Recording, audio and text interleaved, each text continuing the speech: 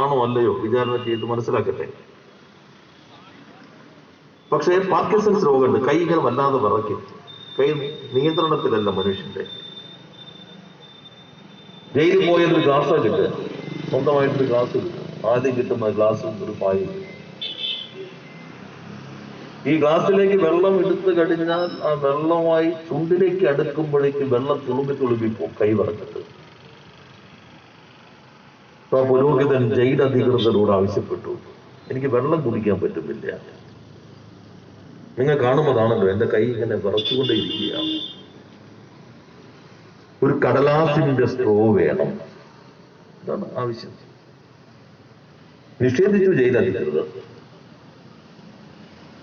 പിന്നെ അദ്ദേഹം പറഞ്ഞു, ഡിസംബറിന്റെ ഈ മരം കോച്ചുമ്പോ തണുപ്പിൽ കാലിങ്ങനെ നിലത്തുറപ്പിക്കാൻ പറ്റുന്നില്ല, അതുകൊണ്ട് വള്ളിച്ചെരുപ്പ് വേണം. വുഡ്ലാൻഡ്സിന്റെ ചെരുപ്പല്ല, ഒരു വള്ളിച്ചെരുപ്പ് വേണം. കൊടുത്തില്ല ജയിലധികൃതർ. അദ്ദേഹം NIA കോടതിയിൽ ഒരു അപേക്ഷ കൊടുത്തു, എനിക്കൊരു കടലാസ് സ്ട്രോ വേണം, ഒരു വള്ളിച്ചെരുപ്പ് വേണം. കോടതി അത് വായിച്ചിട്ട് പറഞ്ഞു, വിശദമായ വാദം കേൾക്കേണ്ട കേസാണ്, 20 ദിവസം കഴിഞ്ഞിട്ടെടുക്കാം. കർണാകോസ്വാമിക്ക് ജാമ്യം കിട്ടി നമ്മൾ കണ്ടിട്ട്. അപ്പോ വളരെ പ്രഗത്ഭനായ ജഡ്ജിയാണ് അദ്ദേഹം. പറഞ്ഞു ശരിയാണ്, നീതിന്യായ വ്യവസ്ഥ ഈ രൂപത്തിലാണ് പ്രവർത്തിക്കേണ്ടത്. അദ്ദേഹം ചെയ്ത സമീപനം ശരി. പക്ഷെ എല്ലാവരുടെയും അവസ്ഥ എന്താണ്? ഇന്ത്യയുടെ സ്വാതന്ത്ര്യത്തിന് വേണ്ടി പൊരുതി 23-ാമത്തെ വയസ്സിൽ രക്തസാക്ഷിത്വം വരിച്ച ഭഗത് സിംഗ്, ലാലാ ലജ്പത് റായിയെ അടിച്ചിട്ട് കുറച്ചു ദിവസം കഴിഞ്ഞ് അദ്ദേഹം മരണപ്പെടുകയാണ്, രക്തസാക്ഷിയായി. അതിൽ പ്രതിഷേധിച്ചിട്ടാണ് അദ്ദേഹം ആദ്യം പോലീസ് ഉദ്യോഗസ്ഥനെ ബോംബെറിഞ്ഞ് കൊലപ്പെടുത്തുന്ന പ്രവർത്തനത്തിന്റെ ഭാഗമായി. പിന്നെ ഡൽഹിയിൽ അസംബ്ലിയിൽ ഇൻക്ലാബ് സിന്ദാബാദ് വിളിച്ച് ബോംബെറിഞ്ഞ് ഇന്ത്യയുടെ സ്വാതന്ത്ര്യ സമരത്തിന് ആവേശകരമായ സംഭാവന നൽകി ചെറുപ്പക്കാരൻ ഭഗത് സിംഗ്. ബ്രിട്ടന്റെ ആധിപത്യ കാലഘട്ടത്തിൽ അദ്ദേഹം ജയിലധികൃതരോട് ആവശ്യപ്പെട്ടു, എന്താവശ്യം? നിങ്ങൾ നൽകുന്ന പുസ്തകം പോലെ എനിക്ക്, ഞങ്ങൾ പറയുന്ന പുസ്തകം തരണം. ബ്രിട്ടൻ ചോദിച്ചു, ഏത് പുസ്തകം വേണം? റിമിനൈസൻസ് ഓഫ് ലെനിൻ, ലെനിനെ ഓർമ്മിച്ചെടുക്കൽ, ജർമ്മൻകാരിയുടെ പുസ്തകമാണ്. മാർക്സിന്റെ 2 പുസ്തകം, ലെനിന്റെ ഒരു പുസ്തകം, ബുക്കാറിന്റെ ഒരു പുസ്തകം, ട്രോട്സ്കിയുടെ 2 പുസ്തകം, വിക്ടർ യൂഗയുടെ ഒരു പുസ്തകം, ഓക്സാർവെൽഡിന്റെ പുസ്തകം, ഇത് വേണം. കൊടുത്ത ബ്രിട്ടൻ കൊളോണിയൽ ആധിപത്യത്തിൽ ബ്രിട്ടീഷ് സാമ്രാജ്യത്വം മരണത്തിലേക്ക് പോകുന്ന ജയിൽ പുള്ളി, അദ്ദേഹം കുറ്റക്കാരനാണെന്ന് അവരുടെ കോടതി കണ്ടെത്തി വധശിക്ഷ വിധിക്കുന്നു. അവർ കൊടുത്തു. എന്താണ് നിങ്ങളുടെ അവസാനത്തെ ആഗ്രഹം ചോദിച്ചു. എനിക്ക് ലെനിന്റെ ജീവചരിത്രം ഒന്ന് വായിച്ച് പൂർത്തീകരിക്കാൻ നിങ്ങൾ സമയം തരണം, എന്നിട്ട് നിങ്ങൾ എന്നെ തൂക്കിക്കുന്നു. മുട്ടി വിളിച്ചു തൂക്കുമരത്തിലേക്ക് കൊണ്ടുപോകാൻ. ഭഗത് സിംഗ് പറഞ്ഞു, ഒരു വിപ്ലവകാരി മറ്റൊരു വിപ്ലവകാരിയുമായി സംസാരിച്ചു കൊണ്ടിരിക്കുകയാണ്, 2 പേജ് കൂടി ബാക്കിയുണ്ട്, തീർക്കട്ടെ, കാത്തു നിൽക്കൂ. 2 പേജ് കൂടി വായിച്ചു തീർത്തു. അടച്ചു വെച്ചു പുസ്തകം, എഴുന്നേറ്റ് നിന്നു, ശിരസുയർത്തി, നട്ടല് വളയാതെ നേരെ നടന്നു കയറി തൂക്കുമരത്തിലേക്ക് ഭഗത് സിംഗ്.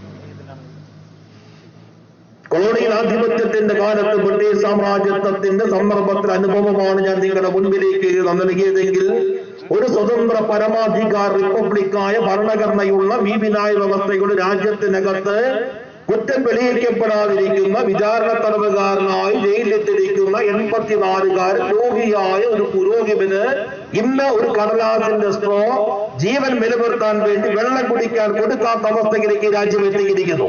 അതാണ് ഇന്നത്തെ ഇന്ത്യ. ഇവിടെ കാണുന്നതല്ല പുറത്തുള്ള ഇന്ത്യ എന്നുള്ളത്.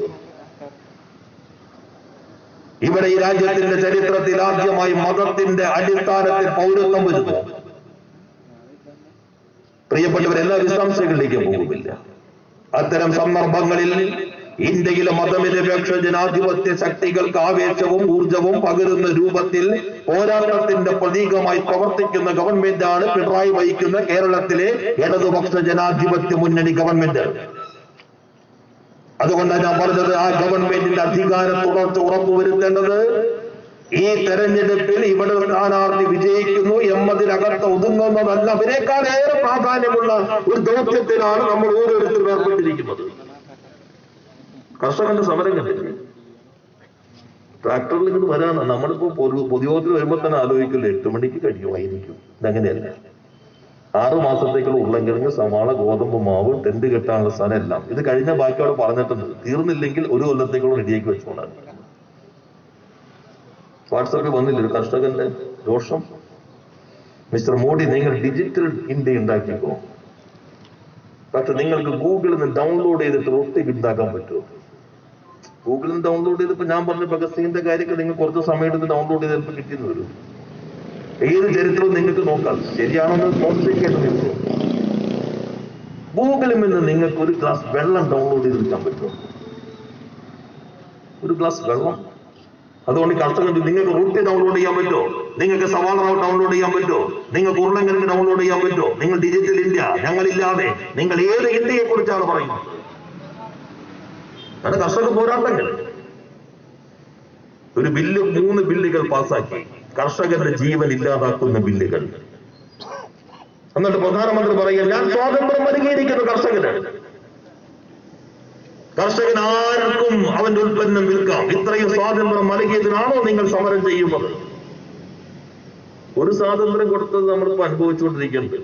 കഴിഞ്ഞ ദിവസം 50 റുപ്യ കൂടി. എണ്ണ കമ്പനികളെ സ്വാതന്ത്ര്യം, എണ്ണ വില കുറഞ്ഞുകൊണ്ടിരിക്കും, ഞങ്ങൾ കയറിയത് 50 റുപ്യക്ക് തരാൻ സ്വാതന്ത്ര്യം കൊടുത്തതാണ്. മറ്റത് പിന്നെ വാർത്തയല്ല. പെട്രോളിനും ഡീസലിനും വില വർദ്ധിക്കുക വാർത്തയല്ല.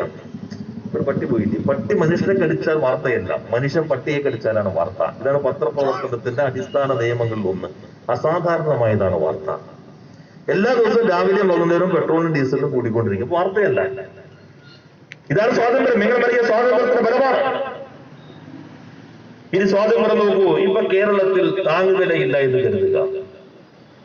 ഗവൺമെന്റ് സഹകരണ സംഘങ്ങൾ വഴിയൊക്കെ സംഭരണം നടത്തുന്നില്ല എന്ന് കരുതുക. കർഷകർ പൂർണ്ണമായ സ്വാതന്ത്ര്യം. ഞങ്ങൾ വില തീരുമാനിക്കുന്നേ ഇല്ല, ഞങ്ങൾ സംഭരിക്കുന്നേ ഇല്ല. നിങ്ങൾ ഇഷ്ടമുള്ളവർക്ക് വിറ്റോ, വില കൂടോ കുറയോ. നിയമത്തിന്റെ സാങ്കേതികത്തൊക്കെ BJP-ക്കാർ പറയുന്നത് വില കൂടോ കുറയോ.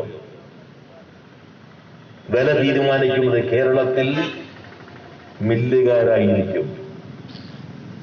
നമുക്ക് കുറച്ചു ദിവസം നെല്ലുകൾ പിടിച്ചു വയ്ക്കാൻ പറ്റുള്ളൂ. കുറച്ചു ദിവസം പേശിയിട്ട് നിന്ന് നോക്കാം.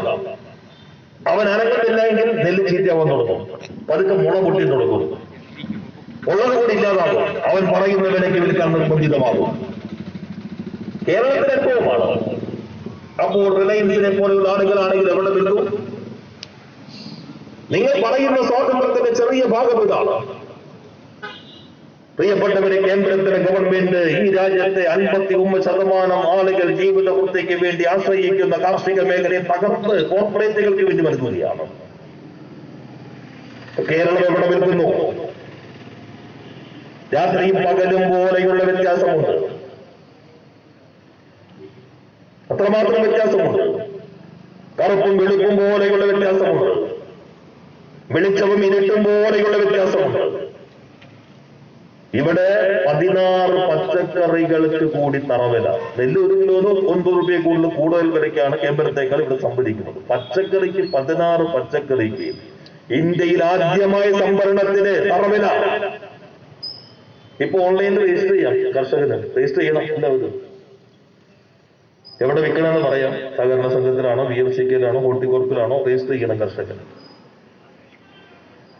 ഈ പ്രദേശത്തുള്ള കോൺഗ്രസുകാർ, BJP-ക്കാരായ സുഹൃത്തുക്കൾ, നിങ്ങളുടെ ഏതെങ്കിലും സുഹൃത്തുക്കളോ ബന്ധുക്കളോ കേരളത്തിന് പുറത്ത് ഏതെങ്കിലും സംസ്ഥാനത്തുണ്ടെങ്കിൽ അവരെ വിളിച്ചിട്ട് ചോദിക്കണം, അവിടെ ഇങ്ങനെ എന്തെങ്കിലും സംവിധാനമുണ്ടോ?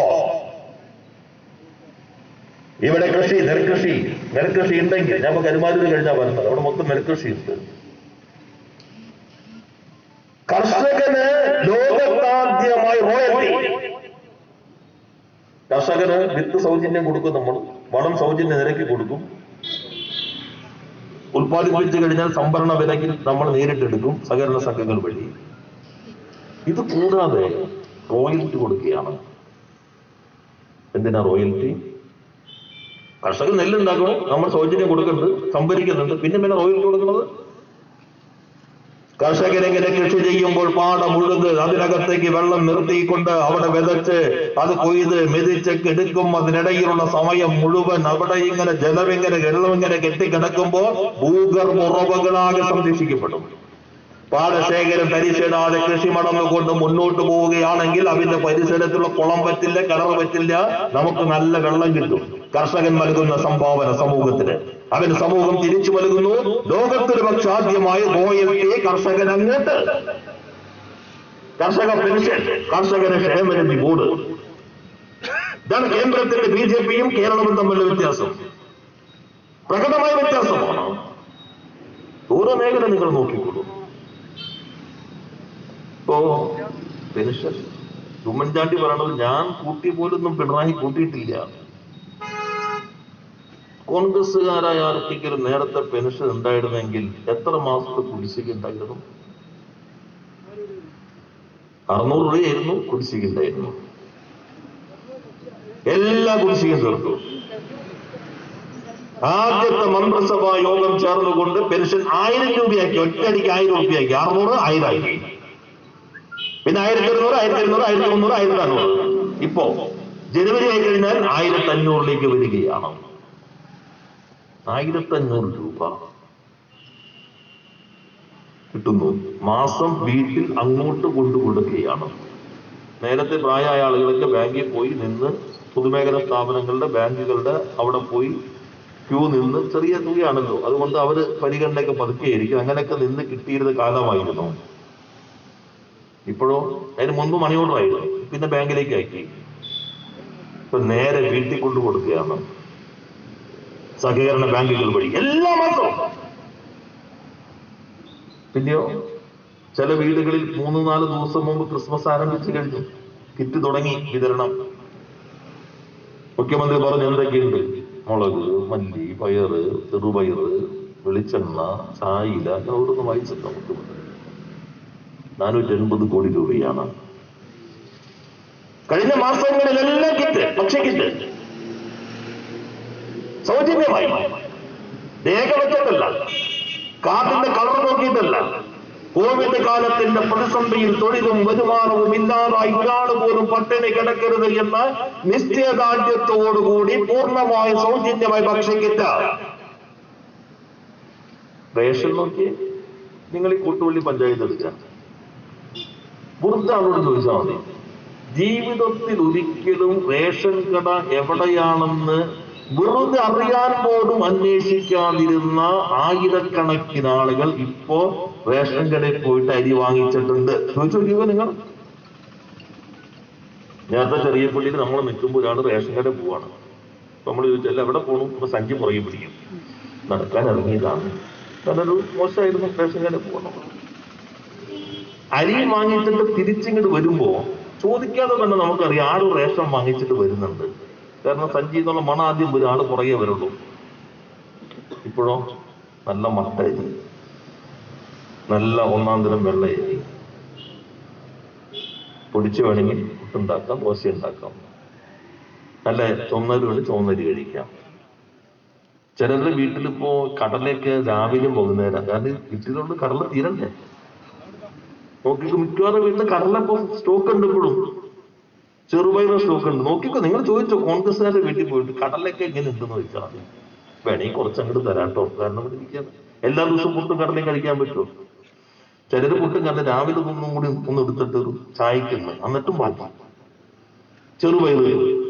നോക്കി ഏതെങ്കിലും വീട്ടിൽ ഈ പ്രദേശത്ത് പട്ടിണി കിടക്കാതിരിക്കുമെന്ന മുഖ്യമന്ത്രി പറഞ്ഞു. ശരിക്കും പട്ടിണിയല്ല, പട്ടിണിയുടെ നമുക്ക് കഞ്ഞി മതി, അല്ലെങ്കിൽ കപ്പ മതി, ഏതെങ്കിലും കഴിച്ചാൽ മതി സുഭിക്ഷമായി. നിങ്ങൾ ചോദിക്കണം ഫോൺ എടുത്തുകൊണ്ട് മറ്റ് സംസ്ഥാനങ്ങളിലെ ആളുകളുടെ അടുത്ത്, അവിടെ ഇതൊക്കെ വല്ലതുണ്ടോ? ഉണ്ടെങ്കിൽ നിങ്ങൾ രാവിലെ തന്നെ ഈ കഞ്ഞിയും കഴിച്ചിട്ട്, അല്ലെങ്കിൽ ചോറും കഴിച്ച് ചെറുപയറും കഴിച്ചിട്ട്, അല്ലെങ്കിൽ അതിന് പുട്ടും ചുട്ടത് അതും കഴിച്ചിട്ട് കോൺഗ്രസിനും BJPക്കും വേണ്ടി നിങ്ങൾ ഇറങ്ങിക്കോ. എവിടെയെങ്കിലും ഉണ്ടോ? നികുതി പണമല്ലേ, പിന്നെന്താ? ഇതിന് മുൻപുണ്ടല്ലോ ഈ പണമൊക്കെ. എന്ത് നടക്കുന്നില്ല? എല്ലായിടത്തും ഉണ്ടല്ലോ ഇതുണ്ടോ ഇതൊക്കെ, എന്ത് മറ്റിടങ്ങളിൽ നടക്കുന്നില്ല? ഇനി ഒന്നുകൂടി ഫോൺ എടുക്കണം. അത് ചോദിക്കണം, അവിടെ കോവിഡ് രോഗികളൊക്കെ ഉണ്ടോ, എങ്ങനെയുണ്ട് ചികിത്സയൊക്കെ ചോദിക്കണം. കഴിഞ്ഞ ദിവസം എനിക്ക് ഒരാൾ വാട്സപ്പിൽ ബില്ല് അയച്ചൊരു മലയാളി അവിടെ ചികിത്സയ്ക്ക് പോയി, രക്ഷപ്പെട്ടില്ല, മരണപ്പെട്ടു. 25,66,000 രൂപ ബില്ല് കോവിഡ് ചികിത്സ. കഴിഞ്ഞ ദിവസം എറണാകുളത്ത് തന്നെ ഒരാളെന്നെ വിളിച്ചു, ഒരു ചെറിയൊരു അബദ്ധം പറ്റിപ്പോയി. എന്താ, അടുത്ത ബന്ധുവിന് കോവിഡ് വന്നു. വലിയ കുഴപ്പമില്ല, ഈ മെഡിക്കൽ കോളേജിലൊന്നും പോയി കിടക്കണ്ടല്ലോ. ചിലർക്ക് മെഡിക്കൽ കോളേജ് എല്ലാ ആശുപത്രിയിലൊക്കെ ഒരു ബുദ്ധിമുട്ടുണ്ടല്ലോ. അതുകൊണ്ട് ഞങ്ങൾ വേറെ ആശുപത്രിയിലാണ് പോയത്. ഒരാഴ്ച കഴിഞ്ഞ് 8 ലക്ഷത്തിന്റെ ബില്ലായി. എങ്ങനെയെങ്കിലും ഒന്ന് മെഡിക്കൽ കോളേജ് എനിക്കൊന്ന് എടുക്കണം. ഇപ്പൊ ഞാൻ പറഞ്ഞു, നേരത്തെ നിങ്ങൾ പറയാതെ തന്നെ വീട്ടിൽ ആംബുലൻസ് വന്ന് നിങ്ങളെ കൊണ്ടുപോയില്ലേ? നിങ്ങൾ സ്വയം തെരഞ്ഞെടുത്ത് അങ്ങോട്ട് വണ്ടി പിടിച്ച് പോയതല്ലേ? അത് പറ്റി എങ്ങനെയെങ്കിലും അവർ കൊണ്ടുപോയി. ബില്ല് എനിക്ക് അയച്ചു, ഞാൻ നോക്കി. നേഴ്സിന്റെ PPP കിറ്റ് ഇത്ര, ഒരു ദിവസം ഇത്ര ഗ്ലൗസ്, ഈ ഫോണാളുകളുടെ അതിന്റെ റേറ്റ് ഇത്ര, മാസ്കിന് ഇത്ര, ICUലെ ചാർജ് ഇത്ര, വെന്റിലേറ്റർ ഇത്ര മണിക്കൂർ, ഓക്സിജൻ ഇത്ര കൊടുത്തു. ഇതേപോലെ സൗജന്യമായി കേരളത്തിൽ ഗവൺമെന്റ് ചെയ്യുന്നത് പോലെ വേറെ എവിടെയുണ്ട് നോക്കണമെങ്കിൽ. ഇവിടെ രോഗം അറിഞ്ഞാൽ വീട്ടിലിരിക്കുക. കുറച്ചുകൂടി പ്രശ്നം എന്ന് പറഞ്ഞാൽ നേരെ പ്രൈമറി കൊണ്ടു. അവിടെ നിന്ന് എന്തെങ്കിലും ബുദ്ധിമുട്ടുണ്ടെങ്കിൽ നേരെ PVS പോലെയുള്ള സെക്കൻഡറി കൊണ്ടു. പിന്നെയും കുറച്ചുകൂടി ഗൗരവമുള്ളതാണെങ്കിൽ മെഡിക്കൽ കോളേജിൽ കൊണ്ടു. പരിശോധന ഫ്രീ, പൂർണ്ണമായിട്ടും ഫ്രീ. ചികിത്സ പൂർണ്ണമായും free. Oxygen free, ventilator free, ICU free, kit അവർ ഉപയോഗിക്കുന്നെങ്കിൽ മാസ്ക് ഒന്നും എല്ലാം ഗവൺമെന്റാണ്. പൂർണ്ണമായും സൗജന്യം. ഭക്ഷണം കൊടുക്കും ഫ്രീ ആയിട്ട്. എവിടെയെങ്കിലും ഉണ്ടോ നിങ്ങൾ നോക്കിക്കോളൂ. അപ്പൊ ഒരു ചാനലിൽ ചർച്ച, ആംബുലൻസ് എത്താൻ 6 മിനിറ്റ് 8 സെക്കൻഡ് വൈകിട്ടുണ്ട്. അപ്പൊ രോഗി പറയണ, എനിക്ക് വൈകിട്ടില്ല, എനിക്ക് എത്താൻ 10 മിനിറ്റ് എടുക്കുക. അല്ല, നിങ്ങളുടെ പ്രശ്നമല്ലത്, ഇത് ഇന്ത്യയുടെ കേരളത്തിന്റെ പ്രശ്നമാണ്. കേരളം അറിയാൻ ആഗ്രഹിക്കുന്നു, ഇങ്ങനെ വൈകിയത് ശരിയാണോ? ചർച്ച. നിങ്ങൾ എന്തെങ്കിലും ഈ ചാനൽ ചർച്ച കേട്ടിട്ടുണ്ടോ? ഈ കിറ്റ് വിതരണം ചെയ്തിട്ട് കിട്ടിയ ആളുകൾ ഈ കടല ബാക്കിയിട്ടുണ്ടെന്നുള്ള സന്തോഷം കേട്ടിട്ടുണ്ടോ? നല്ല അരി കിട്ടണോ എന്ന സന്തോഷം. പിന്നെന്താ ചർച്ച? പപ്പടത്തിന്റെ മറ്റേ ഇത്തിരി കൂടി പോയി, കാരം. ഒരു പപ്പടം നോക്കിയപ്പോൾ ഇത്തിരി കാരം കൂടി. അതിൽ കടുകിന്റെ ആ വ്യാസം 0.000123 മില്ലിമീറ്റർ ഇപ്പൊ കുറഞ്ഞിട്ടുണ്ട്. പിണറായിയുടെ ഒരു ശ്രദ്ധക്കുറവാണത്. ചർച്ച ഒരു ദിവസം 3 നിരീക്ഷകൻ, BJP, കോൺഗ്രസ്, പിന്നെ നമ്മുടെ ആളുകൾ. മനുഷ്യ ജീവിതത്തിൽ ഉണ്ടാക്കിയിട്ടുള്ള ഗുണങ്ങളെ കുറിച്ച് എവിടെങ്കിലും നിങ്ങൾ കേൾക്കുന്നുണ്ടോ? ഇതല്ലേ കേരളത്തിൽ ഒരാള് കഴിഞ്ഞ ദിവസം വാട്സപ്പിൽ വന്ന് ഞാൻ നോക്കിയപ്പോൾ, ഇതാണ് യൂണിവേഴ്സിറ്റി കോമൺ, ഒരാള് അങ്കണവാടി ഒരു ചാക്ക്, സ്കൂളിൽ നിന്ന് അടുത്ത ചാക്ക്, ഇപ്പുറത്ത് റേഷൻ കടയിൽ നിന്ന് ഒരു ചാക്ക്, പിന്നെ ഭക്ഷ്യക്കിറ്റ്. ഇത് 4 പിടിച്ചിട്ട് ഇങ്ങനെ നിൽക്കുക. പിണറായി ഒരു ദാഷ്ട്യക്കാരനാണ്. ഓട്ടോറിക്ഷയ്ക്ക് കാശ് തന്നിട്ടുള്ളത് കൊണ്ടുപോകാൻ ഗൗരവമായ പ്രശ്നമാണ്. കാരണം ഇതൊക്കെ കൊടുത്തിട്ട് ഓട്ടോറിക്ഷയ്ക്ക് കൊടുത്തു. എന്തൊരു ദാഷ്ട്യമാണ് ഈ മനുഷ്യൻ കാണിക്കുന്നത്. ഇതൊക്കെ ഇങ്ങനെ കൊടുത്തിട്ട് ഓട്ടോറിക്ഷയുടെ കാശ് കൊടുക്കണ്ടേ? ഇതാണ് കേരളത്തിലേതുപോലെ ഇങ്ങനെ ഒരു അനുഭവം. മനുഷ്യന് ഇതേപോലെ എല്ലാ കാര്യങ്ങളും ഗവൺമെന്റ് ഒപ്പമുണ്ട് എന്ന വാചകത്തെ പൂർണ്ണമായും പ്രയോഗത്തിലാക്കുന്ന ഒരു അനുഭവം വേറെ എവിടെയെങ്കിലും ഉണ്ടോ? രാഷ്ട്രീയ നിലപാടുകൾ രൂപം കൊള്ളുന്നത് മഴ പെയ്യുമ്പോൾ പൊട്ടിമുളയ്ക്കുന്ന കൂണ് പോലെയല്ല. രാഷ്ട്രീയ നിലപാടുകൾ രൂപം കൊള്ളുന്നത് ജീവിതാനുഭവങ്ങൾ തിരിച്ചറിവ് രാഷ്ട്രീയ നിലപാട്. അങ്ങനെയാണ് ഈ അനുഭവങ്ങൾ എവിടെ നിൽക്കും മനുഷ്യൻ. നിങ്ങൾ താരതമ്യം ചെയ്തോളൂ. വിലയിരുത്തലുകൾ താരതമ്യം ചെയ്തുകൊണ്ടായിരിക്കണം. നേരത്തെ എങ്ങനെയായിരുന്നു, ഇപ്പൊ എങ്ങനെയാണ്. അപ്പോ ഒരു ചാനൽ ഒരു മുന്നറിയിപ്പ് കൊടുത്തു, ഇങ്ങനെ പോവാണെങ്കിൽ മിക്കവാറും ഈ ഭരണം തുടർന്ന് പോകും. അപ്പൊ എല്ലാവരും സട കൊണ്ട് എണീറ്റ് ഉടൻ തുടങ്ങി. ജൂൺ 30-ാം തീയതി ഒരു നയതന്ത്ര ബാഗേജ് ദുബായിൽ നിന്ന് തിരുവനന്തപുരം എയർപോർട്ട് വന്നു. നയതന്ത്ര ബാഗേജിൽ സ്വർണ്ണം ഉണ്ടെന്ന് ഒരു സംശയം തോന്നി.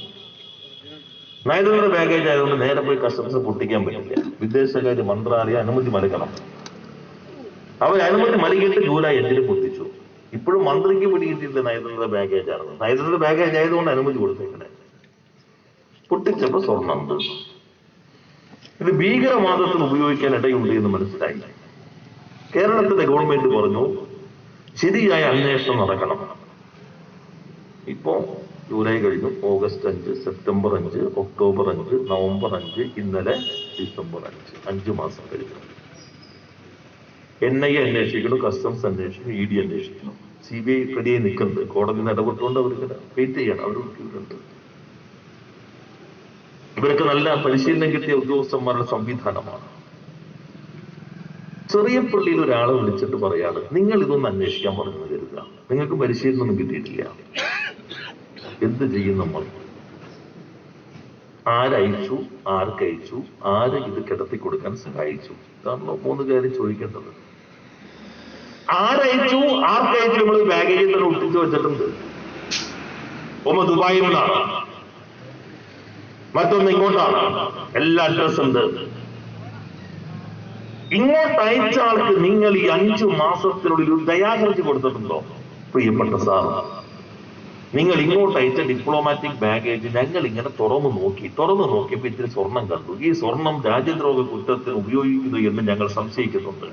അതീവ ഗൗരവമായി പ്രശ്നത്തിൽ നിങ്ങളിൽ നിന്ന് ചില വിവരങ്ങൾ ചോദിച്ചറിയാൻ ഞങ്ങൾ ആഗ്രഹിക്കുന്നു. അതിനൊരു അവസരം തരണമെന്ന് ഞങ്ങൾ താഴ്മയായി വിനീതമായി അപേക്ഷിക്കുന്നു. ഒരു ദയാഹർജി കൊടുത്തിട്ടുണ്ടോ 5 മാസം? ഇല്ല. ആർക്കയച്ചത്? ഇതാണ് രണ്ടാമത് അന്വേഷിക്കേണ്ടത്. അറ്റാഷെ. പ്രിയപ്പെട്ട അറ്റാഷെ, താങ്കളുടെ പേരിൽ ഒരു ഡിപ്ലോമാറ്റിക് ബാഗേജ് വന്നു. അത് ഞങ്ങൾ അന്വേഷിച്ച് തുടങ്ങുന്നതിനിടയിൽ താങ്കൾ നാട് വിട്ട വിവരം ഞങ്ങൾക്ക് മനസ്സിലായിട്ടുണ്ട്. വളരെ നന്നായി. ഞങ്ങൾക്ക് ചില വിവരങ്ങൾ അങ്ങയിൽ നിന്ന് അറിയണമെന്ന് അതിയായ ആഗ്രഹമുണ്ട്. ഞങ്ങൾ ഒരു കടലാസിൽ അങ്ങോട്ട് അയച്ചാൽ അങ്ങക്ക് മറുപടി എഴുതി തരാൻ സമയമുണ്ടാകുമോ എന്നൊരു ദയാഹർജി അറ്റാഷയ്ക്ക് ഇതുവരെ കൊടുത്തിട്ടുണ്ടോ? അപ്പൊ അവിടെ നിന്ന് അയച്ചാൾക്ക് ഇവിടെ വാങ്ങിച്ചയാൾക്കും ഇതേവരെ കടലാസില്ല. മറ്റേ നോട്ടീസ് കൊടുക്കുന്നുണ്ട്. ആ ഓഫീസ് നോട്ടീസ്, ഈ ഓഫീസ് നോട്ടീസ്, അവിടെ അന്വേഷണം എല്ലാം നമുക്ക് ഉണ്ടായിക്കോട്ടെ. ഇവർക്കൊരു നോട്ടീസ് ഉണ്ടോ? പിന്നെ വിമാനത്താവളം മുഖ്യമന്ത്രിയുടെ ഓഫീസ് വിളിച്ചു, മുഖ്യമന്ത്രി എന്നെ വിളിച്ചു. ഇങ്ങനെയാണല്ലോ എഴുതിക്കൊണ്ടിരിക്കുന്നത്. വിളിച്ചാൽ ആരെ വിളിക്കണേ? ഇപ്പൊ മുഖ്യമന്ത്രിയുടെ ഓഫീസിൽ ഒരാൾ ചെല്ലുമ്പോഴേക്കും വിമാനത്താവളം തുറന്നു തന്നു, നേരെ പോയി ഈ ബാഗേജ് എടുത്തിട്ട് ഇയാൾ വേണം കൊണ്ട് പുറത്തു കൊടുക്കണം. കഷ്ടം.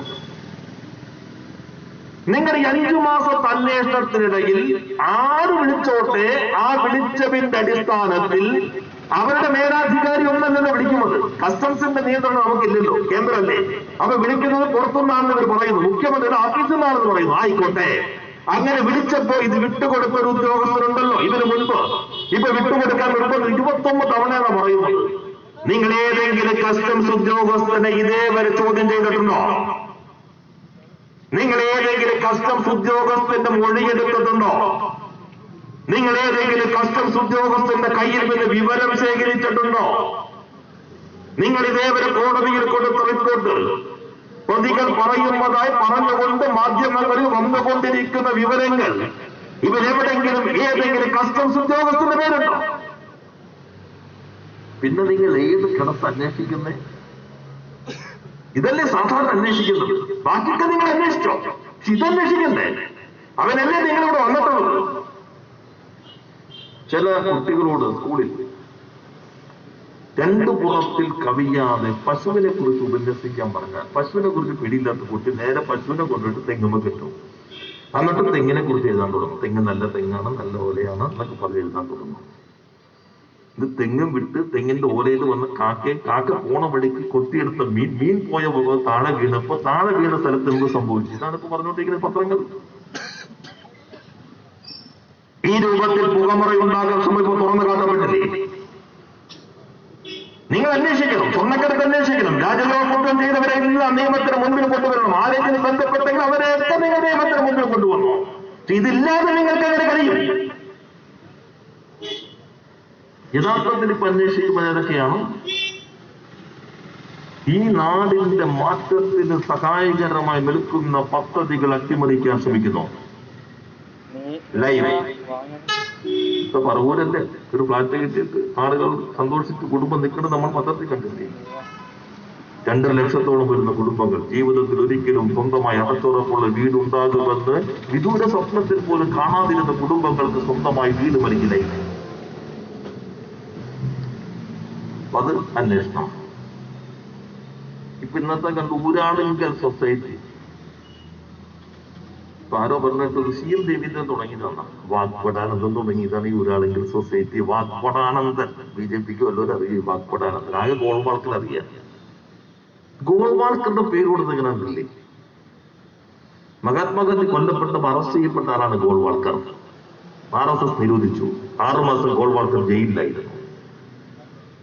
RSS ഇപ്പോഴും ഉയർത്തിപ്പിടിക്കുന്ന വലിയ പ്രതിഭയുണ്ടാക്കിയ സർദാർ വല്ലഭായ് പട്ടേൽ. സർദാർ വല്ലഭായ് പട്ടേൽ തമ്മിൽ 2 കത്തെഴുതി. ഒന്ന് ശ്യാമപ്രസാദ് മുഖർജിക്ക്, മറ്റൊന്ന് ഗുരുജി എന്നിവർ വിളിക്കുന്ന ഗോൾവാൾക്കർക്ക്. ആ ഗോൾവാൾക്കർക്ക് എഴുതിയ കത്തിലും ശ്യാമപ്രസാദ് മുഖർജിക്ക് എഴുതിയ കത്തിലും അന്നത്തെ ഇന്ത്യയുടെ ആഭ്യന്തരമന്ത്രി സർദാർ വല്ലഭായ് പട്ടേൽ പറഞ്ഞു, എനിക്ക് RSSന്റെ മതിപ്പുണ്ടായിരുന്നു, പക്ഷെ നിങ്ങൾ ഉണ്ടാക്കിയ വർഗീയതയുടെ ഈ വിഷം, ഈ തിരിച്ചു നൽകാൻ കഴിയാത്ത ഏറ്റവും അമൂല്യമായ ഒരു ജീവൻ കവർന്നെടുത്തിരിക്കുന്നു. RSSന്റെ ആ വിഷം, മഹാത്മാഗാന്ധിയുടെ ജീവൻ. നമ്മളെന്നെ എഴുതിയത് സർദാർ വല്ലഭായ് പട്ടേൽ. നരേന്ദ്രമോദി ഇന്ത്യയിൽ ഏറ്റവും ഉയർന്ന പ്രതിമ ഉണ്ടാക്കിയ അതേ സർദാർ വല്ലഭായ് പട്ടേൽ. ഇന്ത്യയുടെ ആഭ്യന്തരമന്ത്രിയായിരുന്ന സർദാർ വല്ലഭായ് പട്ടേൽ. അദ്ദേഹമാണ് RSSനെ നിരോധിച്ചത്. അദ്ദേഹമാണ് എഴുതിയത് ഗുരുജി ഗോൾവാൾക്കർ എന്ന് RSS ആരാധനാപൂർവ്വം പറയുന്ന ഗോൾവാൾക്കർക്ക്. ഗോൾവാൾക്കറുടെ പേര് ഇവിടെ ഞാൻ അതിലേക്ക് പോകുന്നില്ല. അവർക്ക് വാഗ്ബടാനന്ദൻ ആരാണെന്ന് അറിയില്ലേ? വാഗ്ബടാനന്ദൻ തുടങ്ങിയത് ഊരാളുങ്കൽ ലേബർ സൊസൈറ്റി കൂലിവേലക്കാരുടെ സംഘമായി, സഹകരണ സംഘമായി. കേന്ദ്ര ഗവൺമെന്റിന്റെ ദേശീയ പാത അതോറിറ്റി കോഴിക്കോട് ഫ്ലൈ ഓവർ പണിയുമ്പോ ആ ഫ്ലൈ ഓവറിൽ ഇവർക്ക് ടെൻഡർ കിട്ടി പണി പൂർത്തീകരിച്ചു കഴിഞ്ഞപ്പോ ടെൻഡറിനുള്ളത്ര ചെലവായില്ല, ബാക്കി പൈസ അങ്ങോട്ട് കൊടുത്തു. അതാ ഊരാളുങ്കൽ. 2 പേര് ഇന്ത്യയെ കൊടുത്തുള്ളൂ. ഒന്ന് ഈ ശ്രീധരൻ TMRC, മറ്റൊന്ന് ഊരാളുങ്കൽ. അതാ ഊരാളുങ്കൽ. ഇപ്പൊ ഇവരെ ഊരാളുങ്കൽ വളയണത് വേറൊന്നുമില്ല. അവരെന്ന് വളച്ച എല്ലാ പേപ്പറും പോയാൽ അവരിപ്പോ നടത്തിക്കൊണ്ടിരിക്കുന്ന പ്രവർത്തനങ്ങൾ തൽക്കാലം നിർത്തിവെപ്പിക്കാം. അവരാണ് സ്കൂളുകൾ നിർമ്മിക്കുന്നത്. ഇപ്പോ പാലാരിവട്ടം അഴിമതിയുടെ പഞ്ചവടി പാലമെന്ന് ഹൈക്കോടതി പറഞ്ഞത് പൊളിച്ച് പുതുത് നിർമ്മിക്കാൻ സുപ്രീം കോടതി അനുമതി നൽകിയപ്പോ നമ്മുടെ ഈ ശ്രീധരൻ സാറ് തെരഞ്ഞെടുത്തത്, ഗവൺമെന്റും കൂടി ആലോചിച്ച് തെരഞ്ഞെടുത്ത് ഊരാളുങ്കലാണ്. അവരെപ്പോ ചെയ്തോണ്ടിരിക്കുന്നത്. അപ്പൊ അവരെ ഈ രൂപത്തിൽ വളഞ്ഞു കെട്ടിയാൽ അടുത്ത 3-4 മാസം ഒന്നും നടക്കാൻ പാടില്ല. പിന്നെ K-ഫോൺ, കിഫ്ബി. നമുക്ക് കിഫ്ബി അത് ഭരണഘടനയാണ്, ഇപ്പുറത്താണ്. ഇതാണല്ലോ വിവാദം. എന്താ കിഫ്ബി? അപ്പുറത്ത് പോയാൽ മുനമ്പത്ത് നിന്ന് അഴീക്കോട്ടേക്ക് ഒരു പാലം പോകുന്നത് തുടങ്ങുന്നു, കിഫ്ബിയാണ്. എറണാകുളത്ത് വൈപ്പിലേക്ക് ഒരു പാലം തുടങ്ങാനായിട്ട് നമ്മൾ കായൽ നികത്തിയിട്ട് അവിടെ വിറ്റ് പിന്നെ ബാങ്കുകളുടെ കൺസോർഷ്യം ഉണ്ടാക്കി അതിന്റെ കൂടി പിൻബലത്തിലാണ് ഗോശ്രീ പാലം നിർമ്മിച്ചത്. നേരെ ഗവൺമെന്റ് കിഫ്ബിയാണോ? കൊച്ചി മെഡിക്കൽ കോളേജ് സഹകരണ സംഘത്തിന് ഏറ്റെടുത്തു. കഴിഞ്ഞ ഗവൺമെന്റ് ഒന്നും ചെയ്തില്ല. ഈ ഗവൺമെന്റ് 386 കോടി രൂപ കിഫ്ബി. തൊട്ടപ്പുറത്ത് മെഡിക്കൽ കോളേജ് കഴിഞ്ഞാൽ അപ്പുറത്ത് ക്യാൻസർ സെന്റർ 310 കോടി. ആദ്യ ഘട്ടം നിർമ്മാണം പൂർത്തീകരിക്കാറായി. കിഫ്ബിയാണ്. നിങ്ങൾ എറണാകുളം ജനറലാശുപത്രി പോയാൽ ഇപ്പോ ആൻജിയോപ്ലാസ്റ്റ് ഉള്ളൂ. കുറച്ചുകൂടി കഴിയുമ്പോ അവിടെ ബൈപ്പാസ് വരും, ന്യൂറോ സർജറി വരും. 8 നില കെട്ടിടം പൂർത്തീകരിച്ചു കഴിഞ്ഞു. 70 കോടി, മൊത്തം 80 കോടിയുടെ പദ്ധതി 70 കോടി നൽകി കിഫ്ബി. ജനറൽ ആശുപത്രിയിൽ നേരെ തിരിഞ്ഞു നോക്കിയാൽ മഹാരാജാസ് കോളേജ് 30 കോടി രൂപ. അവിടെ ഒരു കോളേജിന് ചരിത്രത്തിൽ ആദ്യമായി 30 കോടി മഹാരാജാസ്. ഇങ്ങോട്ട് തിരിഞ്ഞു വന്നു കഴിഞ്ഞാൽ കൊച്ചിൻ യൂണിവേഴ്സിറ്റി അന്തർദേശീയ നിലവാരത്തിലേക്ക് ഉയർത്താൻ 243 കോടി രൂപ. സോമംബരണ കൈതാര സ്കൂൾ വിട്ടുപോകരുത്. അത് ഞാൻ പറയാതെ നിങ്ങൾക്ക് അറിയാം. അങ്ങനെ നിൽക്കല്ലേ ജീവൻ കാരണം. എത്ര കോടി? 3 കോടി. 3 ലക്ഷം സ്കൂളിന് കയറി കിട്ടിയിട്ടുണ്ടോ? PTA പ്രസിഡന്റ് ഉണ്ടെങ്കിൽ നോക്കിക്കോ. നമ്മുടെ ആളാണ്, കോൺഗ്രസ്സുകാരനോ PTA ആളുകൾ ഉണ്ടാവുമല്ലോ. 3 ലക്ഷം എപ്പോഴേലും കിട്ടിയിട്ടുണ്ടോ പ്രസിഡന്റിനോട്? 3 ലക്ഷം കിട്ടിയിട്ടുണ്ട്. ഇതിനു മുമ്പ് എപ്പോഴെങ്കിലും 3 കോടിയേ സ്കൂളിന്, കൈതാര സ്കൂളിന്. സ്കൂൾ ഇപ്പൊ ദേശാഭിമാനി കാണിക്കുന്നത് അന്ന് ഇന്ന്. കഴിഞ്ഞ ഗവൺമെന്റ് സമയത്ത് സ്കൂൾ എങ്ങനെ വരുന്നു, ഇപ്പൊ എങ്ങനെ വരുന്നു? ഇപ്പൊ നിങ്ങൾ മെഡിക്കൽ എറണാകുളം ജനറൽ ആശുപത്രി ഞാൻ പറഞ്ഞില്ലേ, 8 നില കെട്ടിടത്തിന്റെ മോഡൽ നോക്കിക്കഴിഞ്ഞാൽ മെഡിസിറ്റി പോയി നിൽക്കുന്ന പോലെയായിരിക്കും വന്നു കഴിഞ്ഞാൽ. മറ്റത് നമ്മുടെ സ്കൂളിൽ നിന്ന് കേൾക്കുന്ന ആശുപത്രിയിൽ നിൽക്കുമ്പോൾ ഒരു മഞ്ഞ നിറം, അതിലിങ്ങനെ പായൽ കയറി, ഇപ്പുറത്ത് 2 ആലിന്റെ ചെടി മുകളിൽ, ഇങ്ങനെയൊക്കെയാണല്ലോ. ഇത് നല്ല 1-ാം തരം അകത്ത സൗകര്യങ്ങൾ. 300 ജില്ലാ സ്കൂളുകൾ മുഖ്യമന്ത്രി സമർപ്പിച്ച് കിഫ്ബിയാണ്, കിഫ്ബിയുടെ ഫണ്ടാണ്. നിങ്ങൾ തൃപ്പൂണിത്തുറ വൈക്കത്തേക്ക് പോകുമ്പോൾ കേരളത്തിലെ ഏറ്റവും വലിയ റോഡിന്റെ ഫണ്ട് കിഫ്ബിയാണ്. അതിന് വീതി കൂട്ടൽ, ദേശീയപാത വീതി കൂട്ടൽ, അതിന് ഭൂമിയിൽ ഉയർന്ന വില കിഫ്ബിയ നൽകുന്നത്. കിഫ്ബി വേണ്ടെന്ന് പറഞ്ഞാൽ അതിന്റെ അർത്ഥം ഇതൊക്കെ നിർത്തിവെക്കണം എന്നാണ്. നമ്മുടെ പറവൂർ MLA ഉൾപ്പെടെയുള്ളവർ പറഞ്ഞു സ്റ്റേറ്റ് ചെയ്തൂടെ, എന്തിനാ കിഫ്ബി? നമ്മളിൽ അതേ കാശില്ലല്ലോ. അപ്പൊ അടുത്ത നിങ്ങൾക്ക് കടം വാങ്ങിക്കൂടെ? കിഫ്ബി വഴി ഇങ്ങനെ കടം വാങ്ങണത്. സംസ്ഥാന ഗവൺമെന്റിന് കടം വാങ്ങുന്നതിന് നിയന്ത്രണം 3% പരിധി നിർണയിക്കുന്ന കേന്ദ്ര നിയമമുണ്ട്. ആ നിയമത്തിനനുസരിച്ച് പിന്നെ സംസ്ഥാന ഗവൺമെന്റിന് കടം വാങ്ങാൻ പറ്റുള്ളൂ. അപ്പൊ നമുക്ക് നമ്മുടെ കൈതാര സ്കൂൾ PTA പ്രസിഡന്റിന് 3000 രൂപയാണ്. മെഡിക്കൽ കോളേജ് 3 ലക്ഷം, ക്യാൻസർ സെന്റർ 3 ലക്ഷം, ജനറൽ ആശുപത്രി 70,000 രൂപ. ഇത്രേ പറ്റുള്ളൂ. ഇതെല്ലാവർക്കും കൊടുക്കണ്ടേ? അപ്പൊ കിഫ്ബി ഒരു കോർപ്പറേറ്റ് സ്ഥാപനം എന്ന നിലയിൽ പൊതുസ്ഥാപന നിയമനത്തിൽ തന്നെ ഗവൺമെന്റ് നിയമസഭയിൽ ഒരു നിയമത്തിന്റെ അടിസ്ഥാനത്തിൽ 99 തുടങ്ങിയത് ഇപ്പൊ ശക്തിപ്പെടുത്തി നമ്മൾ. കിഫ്ബിക്ക് വായ്പ വാങ്ങിക്കാൻ കേന്ദ്രത്തിന്റെ നിയമത്തിന്റെ പരിധി ബാധകമല്ല. സംസ്ഥാനം വാങ്ങിക്കുകയാണെങ്കിൽ ഈ പരിധിക്ക് വാങ്ങിക്കാൻ പറ്റില്ല. അപ്പൊ ഇതേ കൊടുക്കാൻ പറ്റുള്ളൂ. അതാണ് വ്യത്യാസം.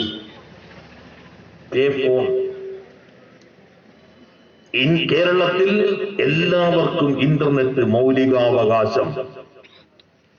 ഞാൻ നേരത്തെ പ്രസംഗിച്ചപ്പോ പറഞ്ഞു, ഗൂഗിളിൽ നിന്ന് നമുക്ക് കർഷകൻ പറഞ്ഞു ഒന്നും ഡൗൺലോഡ് ചെയ്യാൻ പറ്റില്ല.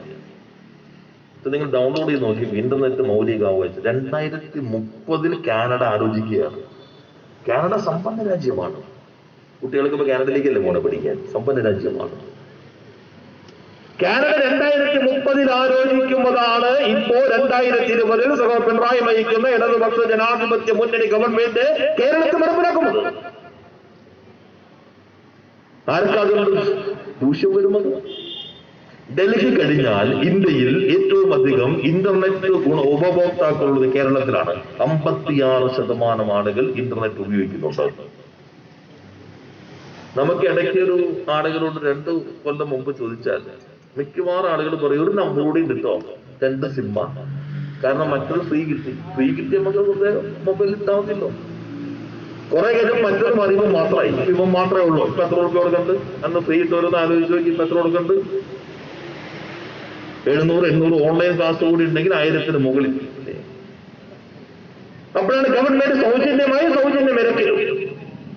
100 രൂപ 200 രൂപ നമ്മുടെ KSEB പോസ്റ്റിലൂടെ ഓപ്റ്റിക്കൽ ഫൈബർ കേബിൾ വന്നിട്ട് കണക്ട് ചെയ്യുകയാണ്. കൊച്ചിയുടെ പ്രത്യേകത, ലോകത്തിലെ 2 അന്തർദേശീയ ഇന്റർനെറ്റ് കേബിളുകൾ വന്ന് ഓപ്റ്റിക്കൽ ഫൈബർ കേബിളുകൾ വന്ന് സംഗമിക്കുന്ന സ്ഥലമാണ് കൊച്ചി. അത് കൊച്ചിയുടെ പ്രാധാന്യം. കേരളം അതിനെ ആകെ ഉപയോഗിക്കുന്നു. അത് പാടില്ല. ആർക്കു വേണ്ടി? നിങ്ങൾ കർഷക നിയമം ഉണ്ടാക്കുന്നത് റിലയൻസിന് വേണ്ടിയാണെങ്കിൽ ഇവിടെ K4 വേണ്ട എന്ന് പറയുന്നതും അതേ റിലയൻസിന് വേണ്ടിയാണ്. ഞങ്ങൾ സാധാരണക്കാർക്ക് സൗജന്യം നൽകുന്നു, സൗകര്യം ഒരുക്കി കൊടുക്കുന്നു. നിങ്ങൾ നേരത്തെ പറഞ്ഞ പോലെ ഫോൺ എടുത്തിട്ട് കോൺഗ്രസ് BJP സുഹൃത്തുക്കൾ, മറ്റ് സംസ്ഥാനങ്ങളിലുള്ള നിങ്ങളുടെ സുഹൃത്തുക്കളെയും ബന്ധുക്കളെയും വിളിക്കാൻ ഞാൻ പറഞ്ഞ കൂട്ടത്തിൽ ഇടയ്ക്കിടയ്ക്ക് വിളിക്കേണ്ട എല്ലാ കൂട്ടത്തിൽ ഒരെണ്ണം കൂടി ചോദിക്കണം. കുട്ടികളൊക്കെ ഇപ്പൊ എങ്ങനെയുണ്ട്? സ്കൂളിലൊക്കെ പോകണ്ടോ? ഇതെങ്ങും പോണില്ലല്ലോ. പഠിക്കണുണ്ടോ? കേരളത്തിലല്ലാതെ ഇന്ത്യയിൽ എത്ര സംസ്ഥാനങ്ങളിൽ പൊതുവിദ്യാഭ്യാസ സ്ഥാപനങ്ങളിൽ സ്കൂൾ വിദ്യാഭ്യാസം നടത്തുന്ന കുട്ടികൾ ഇപ്പൊ പഠിക്കുന്നുണ്ടോ? നമ്മൾ TV അധിഷ്ഠിത വിദ്യാഭ്യാസം, ഓൺലൈൻ എന്ന് പറയാൻ പറ്റില്ല, TV-യാണ്. ചാനലുകൾ, വിക്ടർ ചാനലുകൾ കിട്ടിക്കൊണ്ടിരിക്കുക. നല്ല ടീച്ചർമാർ ക്ലാസ് എടുക്കുന്നു. കുട്ടികൾ മാത്രമല്ല, അച്ഛനും അമ്മയൊക്കെ ഇപ്പോൾ പഠിക്കുന്നുണ്ട്. ചെല്ലിരുന്നിട്ട് അന്ന് പറ്റിയില്ല, എപ്പോഴെങ്കിലും പറ്റുള്ളൂ. ഒന്നും തുടങ്ങിയപ്പോൾ നമ്മൾ കരുതിയില്ല 2 ലക്ഷത്തോളം കുടുംബങ്ങൾ TV ഉണ്ടായില്ല. മുഖ്യമന്ത്രി അഭ്യർത്ഥന നടത്തി, നാടാകെ ഏറ്റെടുത്തു. രാഷ്ട്രീയ പാർട്ടികൾ, യുവജന സംഘടനകൾ, സാംസ്കാരിക സംഘടനകൾ, പ്രവാസികൾ ഒറ്റക്കെട്ടായി നിന്നു. കേരളത്തിലാണ് ഈ രൂപത്തിൽ മുടങ്ങാതെ കുട്ടികൾ പഠിച്ചുകൊണ്ടിരിക്കുന്ന ഒരു സൗകര്യമുള്ളത് എന്നറിയണം. ഇതാണ് ഞാൻ പറഞ്ഞ വ്യത്യാസം എന്നുള്ളത്. മുരളി കുമാരകുടി മലയാളിയാണ്, മാർക്സിസ്റ്റ് അല്ല. ഐക്യരാഷ്ട്രസഭയുടെ ദുരന്ത നിവാരണത്തിന്റെ പ്രധാനപ്പെട്ട ചുമതല വഹിക്കുന്നയാളാണോ? അദ്ദേഹം എഴുതി, ലോകത്ത് കോവിഡ് രോഗികൾ മരിച്ച നിരക്കനുസരിച്ചായിരുന്നുവെങ്കിൽ കേരളത്തിൽ ഇതിനകം 13,000-ഓളം, 12,000 ഇഷ്ടമാണ്, 13,000-ഓളം രോഗികൾ മരിക്കുമായിരുന്നു. അദ്ദേഹം എഴുതുമ്പോൾ 2,000 ആയില്ല, അതിനടുത്തേക്ക് എത്തിയിട്ടുള്ളൂ. കേരളത്തിലെ ഗവൺമെന്റ് നടപ്പിലാക്കിയ പദ്ധതി, സമൂഹം കാണിച്ച ജാഗ്രത, ഇതിന്റെയൊക്കെ ഭാഗമായി 11,000 കോവിഡ് രോഗികൾ മരിക്കാതെ ജീവിതത്തിലേക്ക് തിരിച്ചു വന്നിരിക്കുന്നു. അടുത്തൊരു വാചകം കൂടി അദ്ദേഹം എഴുതി, അത് ഞാനാകാം, നിങ്ങളാകാം, ആരുമാകാം. നിങ്ങൾ എന്ത് ദാക്ഷ്യമെന്ന് പറഞ്ഞോളൂ, എന്ത് അധിക്ഷേപിച്ചോളൂ, പുകമറകൾ സൃഷ്ടിക്കാൻ ശ്രമിച്ചോളൂ, ഇന്ത്യയിൽ ഈ കേരളത്തിൽ ഗവൺമെന്റ് ലോകത്തിന് വല്ല അത്ഭുതമായി നടത്തിയ ഈ പ്രവർത്തനങ്ങളുടെ ഭാഗമായി 11,000-ത്തിലധികം വരുന്ന കോവിഡ് രോഗികൾ മരിക്കാതെ ജീവിതത്തിലേക്ക് തിരിച്ചു വന്നിരിക്കുന്നു. അതുകൊണ്ടാണ് നേരത്തെ പറഞ്ഞ് പുകമറകൾ സൃഷ്ടിച്ചുകൊണ്ട് ആശയക്കുഴപ്പം സൃഷ്ടിച്ച് കേരളത്തിന്റെ ഇത്തരം പദ്ധതികൾ ഇല്ലാതാക്കാൻ ശ്രമിക്കുന്നു. നമ്മുടെ ആശുപത്രി ഈ സൗകര്യങ്ങൾ വികസിപ്പിച്ചതിന്റെ കൂടി ഭാഗമായിക്കൊണ്ടാണ്. അമേരിക്കയിൽ വെന്റിലേറ്റർ സൗകര്യം ഇല്ലാത്തതിന്റെ പേരിൽ രോഗികൾ മരിച്ചു വീഴുന്നു. ജർമ്മനിയിൽ നിന്ന് വായിച്ചില്ലേ, ഒരാള് ഇങ്ങനെ നോക്കിക്കഴിഞ്ഞപ്പോൾ നേഴ്സ് എഴുതാണ്, അത് മരിക്കാറായെന്ന് ഇവർക്ക് തോന്നിയപ്പോ ഇത് ഊരിയിട്ട് അടുത്താക്കി കൊടുക്കുകയാണ്. എണ്ണല്ലേ.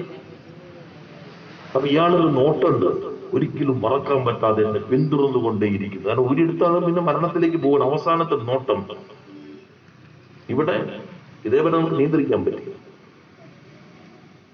ഇതാണ് കേരളം. അതുകൊണ്ട് പ്രിയപ്പെട്ടവരെ, ഞാൻ നേരത്തെ സൂചിപ്പിച്ച സവിശേഷ പ്രാധാന്യം ഈ തെരഞ്ഞെടുപ്പിനുണ്ട്. ഈ ഗവൺമെന്റിന്റെ തുടർച്ച ഇല്ലാതാക്കുന്നതിന് വേണ്ടിയുള്ള ശ്രമങ്ങളിൽ കോൺഗ്രസ്, BJP, വെൽഫെയർ പാർട്ടി എല്ലാവരും ഒന്നിച്ചാണ്. കൊടുവള്ളി പഞ്ചായത്തിൽ 4-5 വാർഡിൽ BJP ഇല്ല അല്ലേ? 5000-ഓളം വരുന്ന കേരളത്തിലെ പഞ്ചായത്ത്, മുനിസിപ്പൽ, ബ്ലോക്ക് പഞ്ചായത്ത് വാർഡുകളിൽ ഈ രാജ്യം ഭരിക്കുന്ന പാർട്ടിക്ക് സ്ഥാനാർത്ഥിയില്ല. എന്തേ? അപ്പൊ BJP ചിലത് ഞങ്ങൾ തള്ളിപ്പോയതാണ്. അത് നോക്കിയപ്പോ ശരിയാണ്. കാരണം സ്ത്രീയുടെ സംവരണ വാർഡാണ്. നോമിനേഷൻ കൊടുത്ത് BJPയുടെ പുരുഷൻ. പിന്നെ തള്ളാതെ വേറെ നിർത്തിയില്ലല്ലോ. എന്താ കാര്യം? ഞാൻ തിരുവനന്തപുരത്ത് കഴിഞ്ഞ ദിവസം അവിടെ കോർപ്പറേഷൻ നോക്കി കഴിഞ്ഞപ്പോ അവിടെ ചിലയിടങ്ങളിൽ കോൺഗ്രസ് ഇല്ല BJPക്ക് വേണ്ടി. കോൺഗ്രസിന്റെ ഒരു അധികമ്പ ലക്ഷ്യമുണ്ട്, എങ്ങനെയെങ്കിലും അധികാരത്തിൽ വരണം കേരളത്തിൽ. കേന്ദ്രത്തിൽ 2 തവണയായിട്ട് അധികാരമില്ല, കേരളത്തിൽ കൂടി 2 തവണ അധികാരമില്ലെങ്കിൽ പിന്നെ കോൺഗ്രസ് ഇല്ല, അതവർക്കറിയാം. അപ്പൊ എങ്ങനെയെങ്കിലും വരണം. BJPക്ക് BJP, SDPയെങ്കിൽ SDPI, വെൽഫെയർ പാർട്ടിക്ക് വെൽഫെയർ പാർട്ടി, ആരുമായി കൂട്ടുചേർന്നായാലും അധികാരത്തിൽ വരണം. BJPക്ക് ദീർഘകാല ലക്ഷ്യമാണ്. കാരണം പെട്ടെന്ന് കേരളത്തിൽ അവർ എത്ര വിചാരിച്ചാലും ജയിക്കാൻ കഴിയില്ല. അതുകൊണ്ട് അവര് കരുതുന്നത് ഇടതുപക്ഷം തോൽക്കണം, കോൺഗ്രസ് ജയിച്ചോട്ടെ, പിന്നെ മൊത്തം എടുക്കാം. BJPയെ മാറ്റുന്നതിന് വേണ്ടിയാണ് മധ്യപ്രദേശിൽ ജനങ്ങൾ വോട്ട് ചെയ്ത് കോൺഗ്രസിന് അധികാരത്തിൽ കൊണ്ടുവന്നു. കമൽനാഥ് മുഖ്യമന്ത്രിയായി. കഴിഞ്ഞ പാർലമെന്റിൽ കോൺഗ്രസിന്റെ ഉപനേതാവായിരുന്ന ജ്യോതിരാദിത്യ സിന്ധ്യ, അതിന് മുൻപത്തെ UPA മന്ത്രിസഭയിൽ ക്യാബിനറ്റ് റാങ്ക് ഉണ്ടായിരുന്ന മന്ത്രി മാധവറാവു സിന്ധ്യയുടെ മകൻ, രാഹുൽ ബ്രിഗേഡിൽ ഏറ്റവും പ്രധാനപ്പെട്ടയാൾ. 28 MLA-മാരുമായി BJP പോയി. അധികാരം പോയി, BJP വീണ്ടും വന്നവിടെ. കേരളത്തിലെ ജ്യോതിരാദിത്യ സിന്ധ്യയാണ് രമേശ് ചെന്നിത്തല. BJP വളർത്തിക്കൊണ്ടുവരാണ് രമേശ് ചെന്നിത്തലയെ. രമേശ് ചെന്നിത്തല പരമാവധി അങ്ങോട്ട് പോകാൻ ആളുകളെ ഒരുക്കിക്കൊണ്ടിരിക്കുന്നത്. ഈ നാടിനെതിരാണ്, ഈ രാജ്യത്തിനെതിരാണ്. ഇപ്പുറത്ത് നോക്കൂ, വെൽഫെയർ പാർട്ടി, അവർ ഇസ്ലാമിക് രാഷ്ട്രത്തിന് വേണ്ടി വിളിക്കുന്നു, ജമാഅത്ത് ഇസ്ലാമി. മൗദൂദിയാണ് ഒരു സ്ഥാപകൻ. ഇന്ത്യ വിഭജിക്കപ്പെട്ടപ്പോൾ ഇന്ത്യൻ അതിർത്തിക്കകത്താണെങ്കിൽ ഞാൻ ഇവിടെ താമസിക്കാൻ ആഗ്രഹിക്കുന്നില്ല എന്ന് പറഞ്ഞ് പാകിസ്ഥാനിലേക്ക് പോയി. പാകിസ്ഥാനിൽ പോയിട്ട് പറഞ്ഞു, മുസ്ലിമുകൾ മാത്രമേ ഒരു രാജ്യത്തുള്ളൂ എങ്കിൽ പോലും അത് ഇസ്ലാമിക രാഷ്ട്രമാകില്ല. ഇസ്ലാമിക രാഷ്ട്രമാകണമെങ്കിൽ ഇസ്ലാമിക നിയമം അനുസരിച്ചുകൊണ്ട് ആ രാജ്യം പ്രവർത്തിക്കണം. അതാണ് സിയാഉൽ ഹുക്കിന്റെ സമയത്ത് ഇസ്ലാമിക രാഷ്ട്രത്തിലേക്കുള്ള മാറ്റം. മൗദൂദി ജനാധിപത്യത്തെ അംഗീകരിക്കുന്നില്ല. മാധ്യമം, മീഡിയ വൺ കാണുമല്ലോ, പ്രബോധനം വായിച്ചാൽ മതി, അപ്പൊ മനസ്സിലാവും എന്താണ് ജമാഅത്ത് ഇസ്ലാമി. അവരുടെ കീഴിലാണ് മുസ്ലിം ലീഗ്. ഇപ്പോ തുർക്കിയിൽ ഹാദിയ സോഫിയ എന്ന് പറയുന്ന മ്യൂസിയമായി മാറിയത് ക്രിസ്ത്യൻ ആരാധനാലയമായിരുന്നു, പിന്നീട് മ്യൂസിയമാക്കി. അതിപ്പോ വീണ്ടും മോസ്കാക്കി മാറി. ഒരിക്കലും മോസ്കായിരുന്നില്ലേ, ക്രിസ്ത്യൻ ദേവാലയമായിരുന്നു, പിന്നത് മ്യൂസിയമായി, ഇപ്പത് മുസ്ലിം ദേവാലയമായി. അവരവര് ലോകത്താകെ പ്രതിഷേധം ഉയർന്നപ്പോ ചന്ദ്രിക പത്രത്തിന്റെ എഡിറ്റോറിയൽ ഹാദിയ സോഫിയയിൽ ബാങ്ക് വഴി ഉയരുന്നതിൽ ആർക്കാണ് ദോഷം? ഇവിടെ ഇന്ത്യയിൽ എഴുതാണ്. അപ്പോഴാണ് അയോധ്യ ബാബറി പള്ളി ഇരുമ സ്ഥലത്ത് ക്ഷേത്രത്തിന്റെ നിർമ്മാണം ഔദ്യോഗിക ചടങ്ങായി വെക്കുമ്പോൾ മുസ്ലിം ലീഗ് ചോദിക്കുകയാണ് അവിടെ ഇങ്ങനെ ചെയ്യുന്നത് ആർക്കാണ് ദോഷം? അതാണ് ബീഹാറിൽ ഇലക്ഷൻ റിസൾട്ടിന്റെ അവസാനം തൂക്ക് മന്ത്രിസഭയാകുമോ തൂക്ക് നിയമസഭയാകുമോ എന്ന ആശങ്കയ്ക്ക് നിൽക്കുന്ന സന്ദർഭത്തിൽ ഞാൻ ഇന്ത്യ ടുഡേ TV കാണുകയായിരുന്നു. രാജീവ് സർദേശായി ചോദിക്കുകയാണ് ഒവൈസിയോട്, ഒരു തൂക്ക് നിയമസഭയിലേക്ക് പോകുന്നു എന്ന് തോന്നുന്നു, മിസ്റ്റർ ഒവൈസി നിങ്ങൾ എവിടെ നിൽക്കും? നിങ്ങൾ എവിടെ ആരെ പിന്തുണയ്ക്കും? ഒവൈസി പറഞ്ഞു ഇപ്പൊ അതിന് സമയമായിട്ടില്ല, ഞങ്ങൾക്ക് നിലപാടെടുക്കാൻ സമയമായിട്ടില്ല. അപ്പൊ രാജീവ് സർദേശായി ഒരിക്കൽ കൂടി ചോദിക്കുകയാണ്, ഗുജറാത്തിൽ മോദിക്ക് നിലപാട് സ്വീകരിക്കുന്ന അമേരിക്കൻ അടികൊണ്ടാണ് രാജീവ് സർദേശായി. അദ്ദേഹം ചോദിക്കുകയാണ് നിങ്ങൾ BJP മാറ്റിനിർത്തുമെന്ന നിലപാട് സ്വീകരിക്കുമോ മിസ്റ്റർ ഒവൈസി? അപ്പൊ ഒവൈസി പറയുകയാണ് ഹൈദരാബാദിൽ പണ്ട് രാഹുൽ ഗാന്ധി വന്നപ്പോ ഞങ്ങൾക്കെതിരെ ചില പ്രസംഗം നടത്തിയിട്ടുണ്ട്, തൊടുന്നതിൽ ഇവരകത്തേക്ക് അവരും ആഗ്രഹിക്കുന്ന വിഭജനമാണ്, ഹിന്ദുത്വയുടെ പേരിൽ ഇസ്ലാമിക രാഷ്ട്രത്തിന്റെ പേരിൽ. അപ്പൊ ആ പാർട്ടിയുമായി കൊണ്ട് കോൺഗ്രസ് സഖ്യമുണ്ടാക്കിയിരിക്കുന്നു. മുല്ലപ്പള്ളി രാമേന്ദ്രൻ പറയുന്നു ഇപ്പൊ സഖ്യമില്ല, തരീഖ് അൻവർ പറയുന്നു സഖ്യമില്ല. പക്ഷെ കോട്ടുവള്ളിയിലോ ഒരിടത്തുണ്ട് അല്ലേ, 5-ാം വാർഡിലുണ്ട് മുല്ലപ്പള്ളി. മിസ്റ്റർ മുല്ലപ്പള്ളി നിങ്ങൾ പറയണം 5-ാം വാർഡിൽ നിങ്ങളുടെ സ്ഥാനാർത്ഥി ആരാ? കോൺഗ്രസേ ഇല്ല. കാരണം കോൺഗ്രസ് അവരുടെ മുന്നണിയിൽ വെൽഫെയർ പാർട്ടി നിൽക്കുന്നുണ്ടല്ലോ. ഇത് അപകടകരമായ നീക്കമാണ്. ഒരു വശത്ത് ഹിന്ദുത്വ BJP, മറുവശത്ത് ഇസ്ലാമിക രാഷ്ട്രത്തിന്റേതായുധമായിട്ട് ഇസ്ലാമിക് വെൽഫെയർ പാർട്ടി.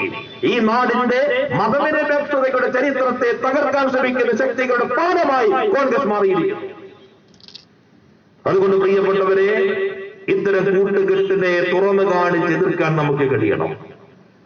കേരളത്തിൽ പിണറായി നയിക്കുന്ന ഇടതുപക്ഷ ജനാധിപത്യ മുന്നണിയുടെ തുടർച്ചയുമുള്ളത് കേരളത്തിന്റെ മാത്രമല്ല ഇന്ത്യയുടെ ആവശ്യമാണ്. ഈ തദ്ദേശ സ്വയംഭരണ സ്ഥാപനങ്ങളിലേക്കുള്ള തെരഞ്ഞെടുപ്പിൽ ഇടതുപക്ഷത്തിന് കരുത്തോടുകൂടി വലിയ മുന്നേറ്റം ഉണ്ടാക്കാൻ കഴിയുമെന്ന് ഞങ്ങൾ പ്രതീക്ഷിക്കുന്നു. ആ വിജയം എന്നുള്ളത് തുടർച്ചയ്ക്ക് വേണ്ടിയുള്ള പ്രവർത്തനങ്ങൾക്ക് അസാധാരണമായ ഊർജവും ഗതിവേഗവും നൽകും. ആ ദൗത്യമാണ് നമ്മൾ ഏറ്റെടുക്കുന്നത്.